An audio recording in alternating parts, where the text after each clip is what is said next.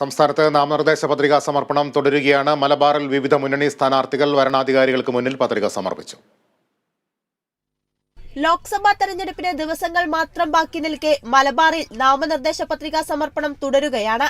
Kasaragod UDF സ്ഥാനാർത്ഥി Rajmohan ഉണ്ണിത്താനും LDF സ്ഥാനാർത്ഥി MV ബാലകൃഷ്ണനും നാമനിർദ്ദേശ പത്രിക സമർപ്പിച്ചു. കണ്ണൂരിൽ LDF സ്ഥാനാർത്ഥി MV ജയരാജനും NDA സ്ഥാനാർത്ഥി C രഘുനാഥും നാമനിർദ്ദേശ പത്രിക സമർപ്പിച്ചു. ജില്ലാ ഭരണാധികാരി അരുൺ K വിജയന് മുൻപാകെയാണ് നാമനിർദ്ദേശ പത്രിക സമർപ്പിച്ചത്.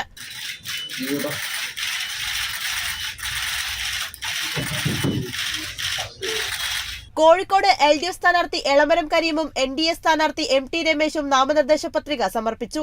ഇടതുമുന്നണി സ്ഥാനാർത്ഥി എളമരം കരീമിനൊപ്പം മന്ത്രി മുഹമ്മദ് റിയാസ്, സച്ചിൻ ദേവ് MLA എന്നിവർ നാമനിർദ്ദേശ പത്രിക സമർപ്പണത്തിനെത്തി. വടകരയിൽ LDF സ്ഥാനാർത്ഥി KK ശൈലജയും പത്രിക സമർപ്പിച്ചു. LDF സ്ഥാനാർത്ഥി VS സുനിൽകുമാർ തൃശൂരിൽ പത്രിക സമർപ്പിച്ചു. വരണാധികാരിയായ ജില്ലാ കളക്ടർ VR കൃഷ്ണതേജയ്ക്കാണ് നാമനിർദ്ദേശ പത്രിക കൈമാറിയത്. മന്ത്രി K രാജനൊപ്പം എത്തിയാണ് VS സുനിൽകുമാർ പത്രിക സമർപ്പിച്ചത്.